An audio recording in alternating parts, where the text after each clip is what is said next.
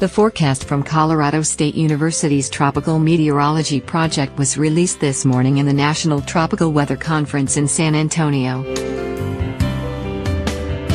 A top hurricane forecast is calling for a slightly above-average storm year with 14 named storms, 7 hurricanes and 3 major hurricanes.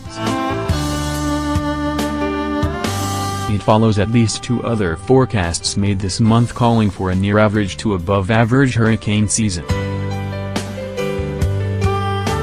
An average season has 12 named storms, 6 hurricanes and 3 major hurricanes. The 2017 hurricane season had 17 named storms, 10 hurricanes and 6 major hurricanes. The Federal Climate Prediction Center will release its hurricane forecast in late May. Everything you need to know about the hurricane season is on the Palm Beach Post Storm 2018 page. CSU's April forecast is a much-anticipated annual event because it's typically one of the first forecasts of the year and is possibly the longest running. It was started in 1984 by William Gray, who passed away in 2016. Hurricane researcher Phil Klotzbach, who was mentored by Gray, is now the lead author of the report. Klotzbach said the forecast was largely based on a prediction that El Niño will not appear this summer or fall, with the atmosphere instead transitioning to neutral from a current weak La Niña event. The CSU forecast also considers the probability of hurricanes making landfall. According to today's prediction, there is a 72% chance that a named storm will hit an area that includes Florida's coastline and the East Coast. The average is 61%. The probability of a major hurricane, Category 3 to 5, will hit the same region is 39%, compared to an average of 31%. We anticipate a slightly above-average probability for major hurricanes making landfall along the continental U.S. coastline and in the Caribbean, the CSU forecast notes. He acknowledges early predictions are notoriously low in confidence.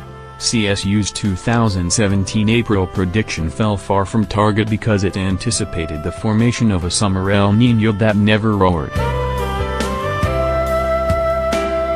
El Niño is typically associated with slower hurricane seasons, while La Niña tends to encourage hurricanes. Typically in the Atlantic, El Niño is our friend because it increases upper-level winds and that increases shear, Klotzbach said. The hurricane season begins June 1st and runs through November 30th. I try to emphasize that June and July are part of the hurricane season, but they are generally pretty quiet, Klotzbach said. Then August comes around and people think the season is a dud. It's important to remind everyone June and July are normally quiet. AccuWeather is forecasting between 12 and 15 tropical cyclones this season. Of those, it expects 6 to 8 to become hurricanes and 3 to 5 to grow into major hurricanes. Similar to last year, sea surface temperatures are expected to remain warmer than normal across most of the basin and normal to above normal over the main developmental region, where more than 85% of all tropical storms form, according to AccuWeather. The thing that's causing the balance to tip in one direction, this year, is that sea surface temperatures are warmer than normal, said AccuWeather senior meteorologist Dan Kottlowski. According to Kottlowski, conditions are ripe for early season development in the Gulf of Mexico due to the warm water already in place in that part of the Atlantic basin. Please check back for more on this breaking news story. And more detailed article will appear in the Palm Beach Post and mypalmbeachpost.com Friday.